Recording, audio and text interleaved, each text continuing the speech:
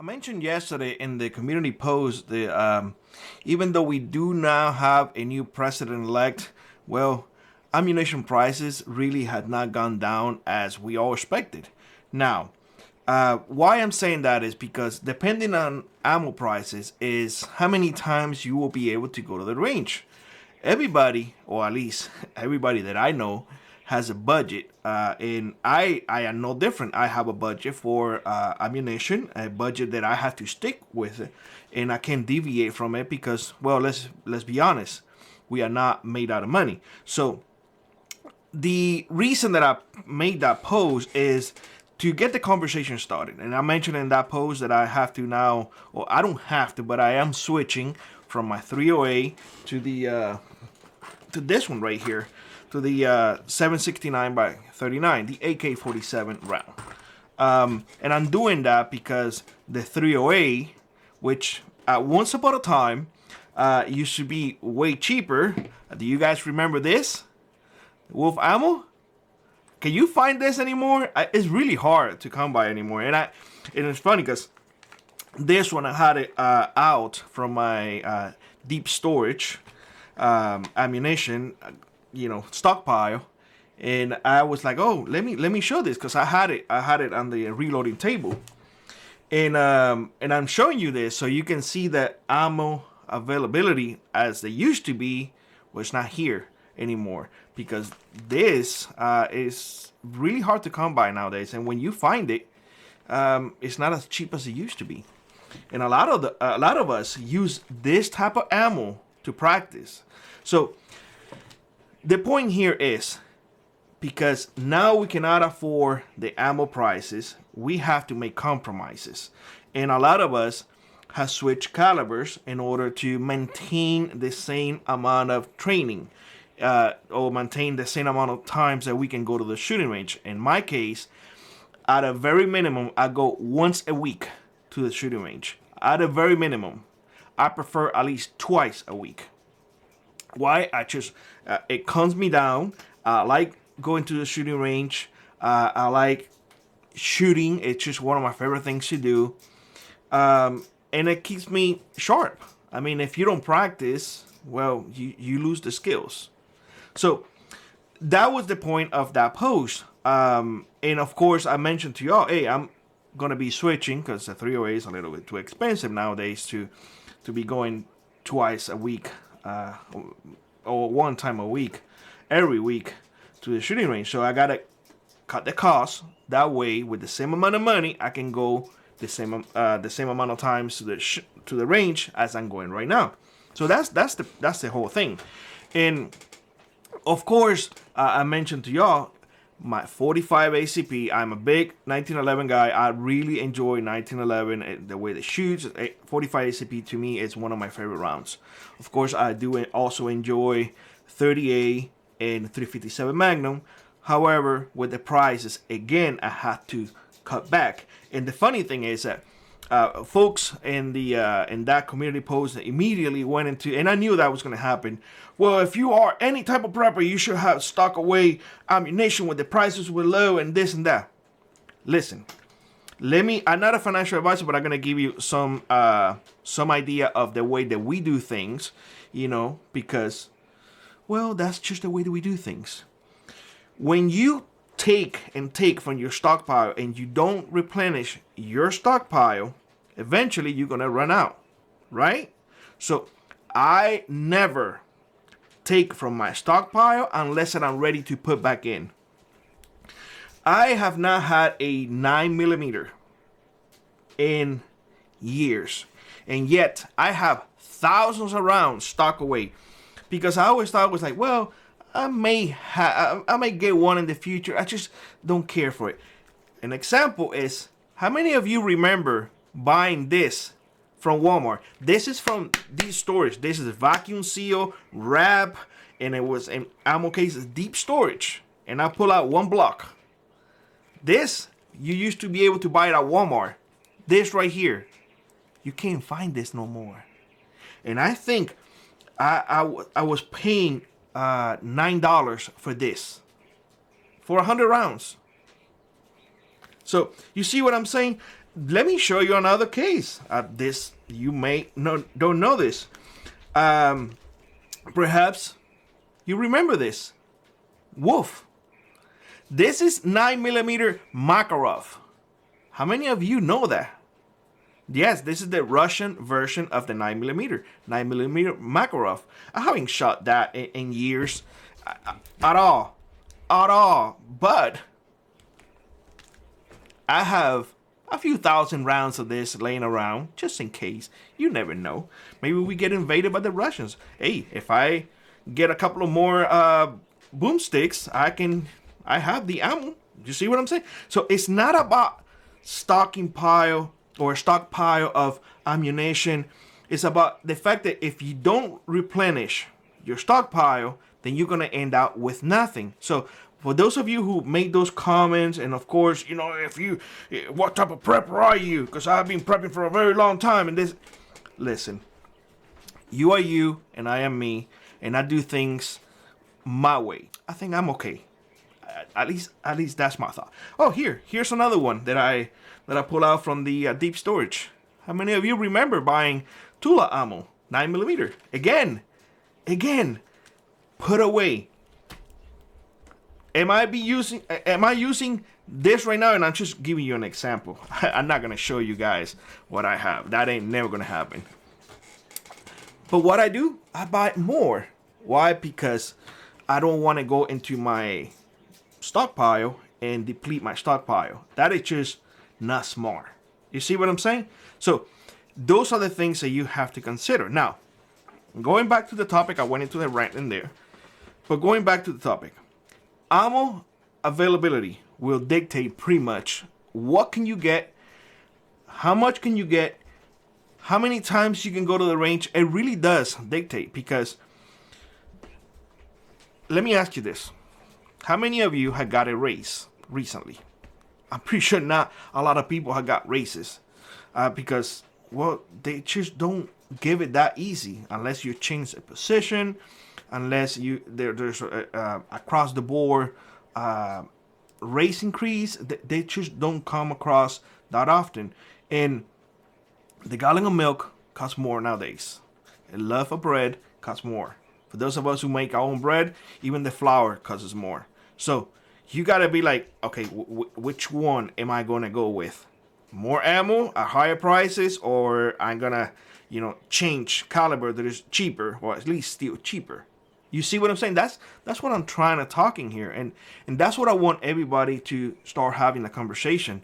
If you are planning to get a new rifle, a new handgun, what is available? You see what I'm saying? What is available?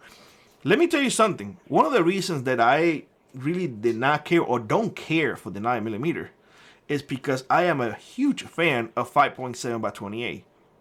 It is a really good round, really flat shooting. It actually was designed to replace the 9mm. But price. Once upon a time, it was manageable. It was never good to begin with, but it was manageable. It came to the point that a box of 5.7x28 that it was $28, it went to $58. That's ridiculous. And I was like, I'm not touching it anymore. I have what I have, but I'm not putting more money into that type of ammunition. You see what I'm saying? So that's my train of thought. Now, people may not agree with me. People will be like, okay, I'm still going to bite the bullet and get what I want. Okay, by all means. That means that you have, the resources to do it. I like keeping things in a budget, because when I decide to do something, I need to have and not be in debt. You see what I'm saying? So, again, I went into another rant. So, ammo shortages is something that we often have to deal with. And like Manny said in that post, take advantage of any sales and whatnot. Take advantage of when ammunition is cheap. I have not seen ammunition cheap in a long time. I've seen sales and I take advantage of it. I show you guys the other day, I came across a 44 Magnum from $72 a box, if I remember correctly.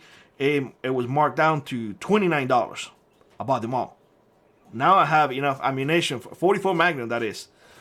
Pretty much forever, because I barely use that handgun. That's a damn cannon. The Ruger Super Red Hawk is a damn cannon. So I barely use it. It's just when I go bear hunting or something like that. Just so I can have something more with the kick.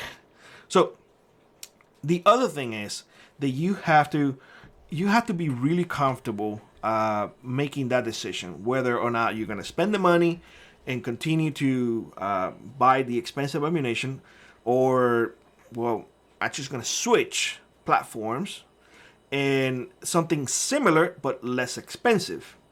That's the way I did. I did not want to compromise on training time and range time. I just didn't want to do that. So that's the way that I did it. Are you willing to, let's say, get a weaker round? My argument about rounds that I consider weaker is it's all about shot placement. If you train enough with a tool, you're going to become proficient. If you are proficient, you're not going to have any trouble taking something down, whether it's a four-legged creature, whether it's a two-legged creature, whatever it is. You will not have a problem because you are proficient. You see what I'm saying? That's why I always encourage everybody to hit the range as much as possible. That's one of the main reasons. The other thing that I mentioned in my post was reloading is not as cheap as it used to. Reloading is not actually offsetting the cost. I am in Alaska, so things here are a little bit more pricey than other places. I have a significant amount of primers. I collect my own brass. You probably can see it back there. I can literally reach out. Where are you? There you go. Brass. I collect brass all the time. Gunpowder has gone up significantly, to the point that now you're saving pennies on reloading, honestly. Years ago, yes, it was cost effective. That's why a lot of us did it, because it was really cost effective. Nowadays, it's not as much. You still save a little bit of money, but not as much. It's just pennies now, honestly. So, you see what I'm saying? Oh, and again, since I'm in Alaska, when they are available. So you're like, oh, dang it, I want to reload, I want to do this, and it's like, oh, wait, there's nothing available, so I ain't gonna get what I have stored away so I can reload and go shoot it, because I can't replace it. Again, I'm not gonna take for what I have already without being able to replace it back. So it's always a problem, to tell you the truth. You just juggling too many pins all the time, and it's like it's really hard. So many folks will tell you, well, just buy everything and no matter what. Well, if you do that panic buying and you buy it at really high prices, and the prices go down afterwards, yes, you have it, but you're going to be kicking yourself in the butt.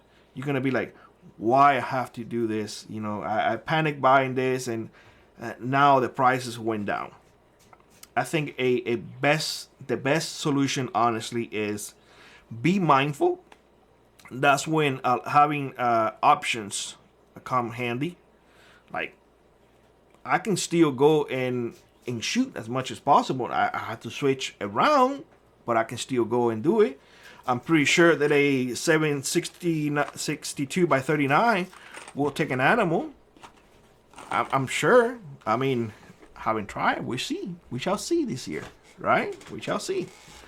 But headshot, shot placement. But shot placement takes practice. You see what I'm saying? 9mm, not my favorite.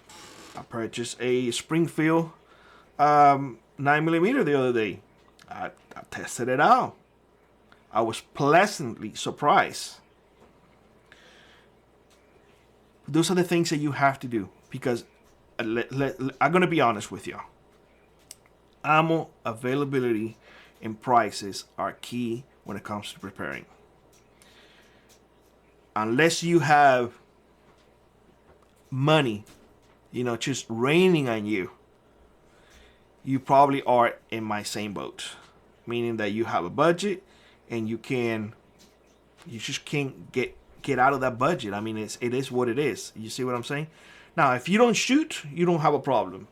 If you think that diving into your stockpile with the hopes that maybe in the future those prices will go down, that's your mindset, you don't have nothing to worry about. When you run out, and that's it. For me, it's a different story. I do things a little different. Maybe I'm weird. Who knows? It is what it is. We're all different. We all have our own opinions. We all have our own way of thinking. And we all have to do what is best for us and our family. Let me know what your thoughts are. Let me know whether or not ammo availability and prices does affect the way that you prepare. With that being said, I hope you have a great one. Like always, rock on, prep on, and I will see you in the next one. Bye-bye, everybody.